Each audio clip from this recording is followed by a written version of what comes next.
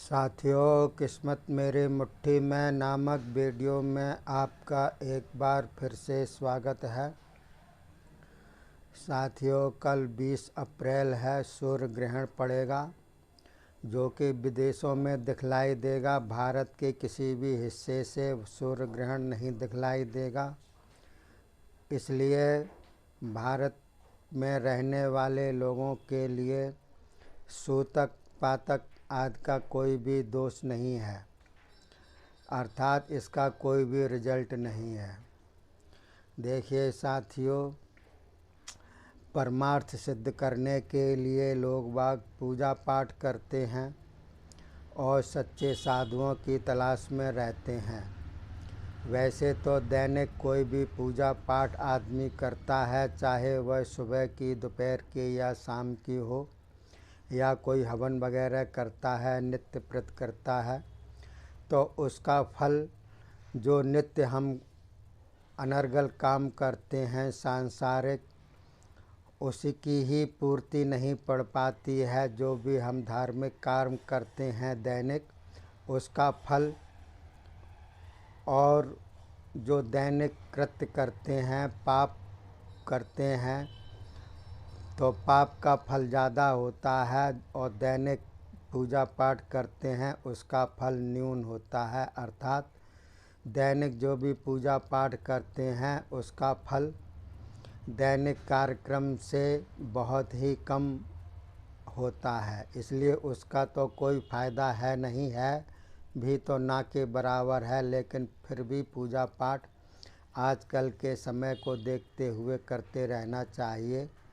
लेकिन जो परमार्थ सिद्ध करने वाले होते हैं, जो वैरागी लोग होते हैं, वह सच्चे साधुओं की तलाश में होते हैं। तो सच्चे साधुओं को कैसे पहचाना जाए, ये एक बहुत ही कठिन कार्य है। वैसे तो फेसबुक पर या यूट्यूब चैनल पर हजारों असंख्यात साधु संत आपको दिखलाई देंगे। कोई प्रवचन करते हुए दिखलाई देंगे, कोई कर्मकांड करते हुए दिखलाई देंगे, लेकिन वो साधु तो होते हैं लेकिन साधुता नहीं होती है उनमें। साधु भेष जरूर होता है उनका, उनके में दिखावा बहुत होता है, पहनावा बहुत होता है। नख से सिख तक वह ऐसा चमक धमक आपको दिखलाएंगे, त्रिपुंड लगाए रहेंगे और गले में दुनिया भर की मालाएं पहने रहेंगे, रुद्राक्ष की माला पहने रहेंगे, मनकों की माला, या और भी कोई तो खोपड़ी लटकाए रहते हैं साधु संत दिखावे के लिए, और समाज में इधर उधर विचरण करते रहते हैं। तो उनको लोग बाग सच्चे साधु मान लेते हैं। बहुत से तो ऐसे होते हैं कथावाचक जो टिप टॉप एकदम प्रेस किए हुए कपड़े पहने रहते हैं और तिलक छापे दुनिया भर के लगाए रहते हैं और कानों में कुंडल ऐसे पहने रहते हैं जैसे कि पहले के ज़माने में औरतें खड़ाऊ पहना करती थी मोटे मोटे, तो उनसे ही आधे कान ढक जाते हैं। और दाढ़ी मूछ वगैरह दुनिया भर की वेशभूषा दिखाने के लिए होती है, उनकी वाहवाही लूटने के लिए होती है, जय जयकार करने के लिए वह होते हैं। और उनकी बातें इतनी लुभावनी होती हैं कि लोग बाग उनकी ओर आकर्षित हो जाते हैं। कई कई लाख रुपयों में वह प्रवचन करते हैं। तो एक प्रकार से ये कहा जाए कि उनका एक धंधा होता है। बहुत से भिखारी लोग भी होते हैं जो कि गंडा तावीज़ वगैरह देते रहते हैं और इतना वो देख लेते हैं पहले कि ये मिडिल क्लास के आदमी हैं कि अपर क्लास के आदमी हैं या लोअर क्लास के आदमी हैं।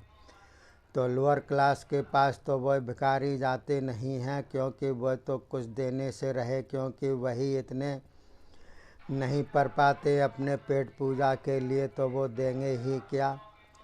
और जो अपर क्लास के लोग होते हैं वह उनको दुत्कार देते हैं। करोड़पति अरबपति होते हैं, वह उनको पूछते तक नहीं है, दरवाजे पे भी नहीं, भटक जितने देते हैं उनके चौकीदार ही उनको भगा देते हैं। रह गए मिडिल क्लास के आदमी, तो मिडिल क्लास के आदमियों को वो बड़ी जल्दी ही भांप जाते हैं और दुनिया भर की दिखलाते हैं चमत्कार। थोड़ी सी लेंगे, ऐसे करेंगे और भभूति ऐसे दिखला देंगे हाथ पर, तो चमत्कार से कोई कोई तो ताबीज़ जो है इस प्रकार से करके और हाथों की सफाई के द्वारा और हाथ पर धर देंगे और कह देंगे कि बच्चा लो, तुम्हारी मनोकामना पूरी होगी। और वो फिर 200-300 रुपये से कम तो वो ठग ही लेते हैं, देख लेते हैं कि ये मिडिल क्लास का आदमी है कि नहीं। और कुछ नहीं तो अपने पेट पूजा के लिए ही बहाना बना करके 150 रुपये ठग लेंगे। 150 रुपये तो आजकल आदमी सोचता है कि चलो इसका भोजन हो जाएगा, इसको दे दो। तो इस प्रकार से बहुत से भिखारी दर दर की भीख मांगते रहते हैं, तो वो भी नहीं होते हैं सच्चे साधु संत।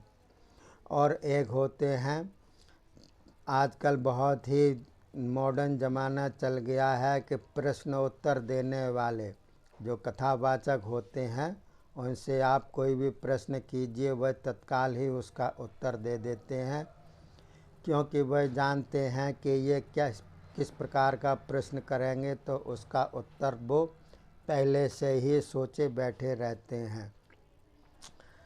तो ये प्रश्नोत्तर वाले भी आजकल नए नए चल गए हैं। लेकिन साथियों, जो परमार्थ सिद्ध करने वाले साधु संत होते हैं वह बहुत ही कंजूस होते हैं। वह दिखावा तो बिल्कुल ही नहीं करते हैं। जैसे कोई धनी आदमी हो, वह चोरी चकारी करने के डर से दिखावा नहीं करता है, लूटपाट ना हो जाए उसके धन की। इसी प्रकार से जो सच्चे साधु होते हैं वह कभी भी दिखावा नहीं करते हैं, गुमसुम से रहते हैं, किसी से बोलते बतलाते भी नहीं हैं, फालतू भी नहीं बोलते हैं, वैसे भी नहीं बोलते हैं, किसी की तरफ देखते भी नहीं हैं, किसी से व्यवहार भी नहीं रखते हैं, अपने एकांतवासी होते हैं, लड़ाई झगड़े से दूर रहते हैं, काम वासना तो उनके पास भटकती तक नहीं है और वो किसी से कोई भी मतलब सिद्ध नहीं रखते हैं। वह दूसरों को हमेशा जो है दूर ही उनसे रहना पसंद करते हैं। जो सच्चे साधु होते हैं एकांतवासी ज़्यादा होते हैं वह, और अपने लक्ष्य के प्राप्ति के लिए वह किसी को शो नहीं करते हैं कि हम ये तपस्या कर रहे हैं, और वो मन ही मन तपस्या करते रहते हैं, क्योंकि वह मन से करते हैं, दिखावे से कुछ नहीं करते हैं। दिखावे से तो वह बिल्कुल साधारण से मनुष्य आपको दिखलाई देंगे। वह दैनिक पूजा पाठ भी नहीं करते हैं, कहो तो वो कई कई दिनों तक नहीं नहाते हैं, लेकिन उनकी साधना ऐसी तीक्ष्ण होती है कि लोगों को स्वतः ही आकर्षित कर लेती है। अगर कोई सच्चा साधु है तो उसकी खास पहचान यही होती है कि अगर आप दुखी मन से उसके पास से गुजर जाएं या उसके पास में 2 मिनट भी बैठ जाएंगे तो आपका मन एकदम प्रफुल्लित हो जाएगा, प्रसन्नता से झूम उठेगा स्वतः ही, उस साधु के प्रभाव के कारण, उसकी आभा मंडल के प्रभाव के कारण। क्योंकि उसकी आभा मंडल इतनी तीक्ष्ण हो जाती है कि कुछ एरिए तक उसका आभा मंडल प्रकाशमान होता है, अदृश्य रूप से उसके अंतर्गत कोई भी जीव जंतु आते हैं तो वह प्रभावित हुए बिना नहीं रहते हैं, और ऐसे साधु को कोई भी जीव जंतु सताता भी नहीं है और ना ही वे ही किसी जीव जंतु को सताते हैं। अगर कोई मच्छर मक्खी या कोई कीट पतंगा उनको नुकसान भी पहुंचा रहा हो तो वह उनको पहले तो पता ही नहीं चलता है, लेकिन पता चल भी जाए तो वो उसका कुछ भी नुकसान नहीं करते हैं।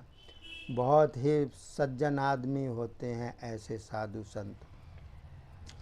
कई कई दिनों तक भूखे रह लेते हैं, लेकिन वो किसी से मांगते तक नहीं हैं, धन के लोभी नहीं होते हैं, मान प्रतिष्ठा के लोभी तो बिल्कुल ही नहीं होते हैं, क्योंकि ऐसे साधु संत भीड़ भड़के से हमेशा दूर ही रहते हैं।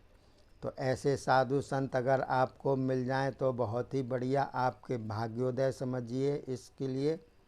और अगर तब तक नहीं मिलते हैं तो आप जिस किसी भी देवी देवता की पूजा करते आए हैं या कर रहे हैं, अगर नहीं कर रहे हैं तो किसी एक देवी देवता को आप कर लीजिएगा, गुरु बना लीजिएगा या अपने इष्ट बना लीजिएगा और उसी की निरंतर पूजा मन में या दैनिक रूप से करते रहिएगा।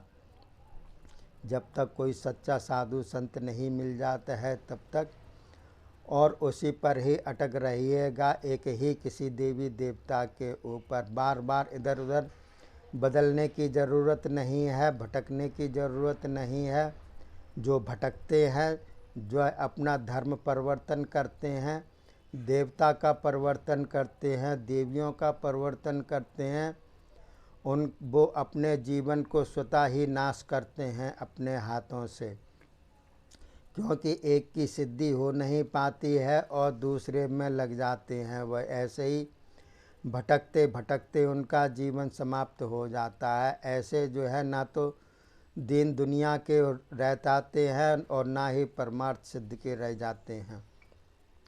तो साथियों, मैंने आपको बतलाया और आप देखते रहिए हमारा वीडियो। और भी इसी के साथ ही अपने वीडियो को मैं विराम देता हूँ। तब तक के लिए जय हिंद, जय भारत।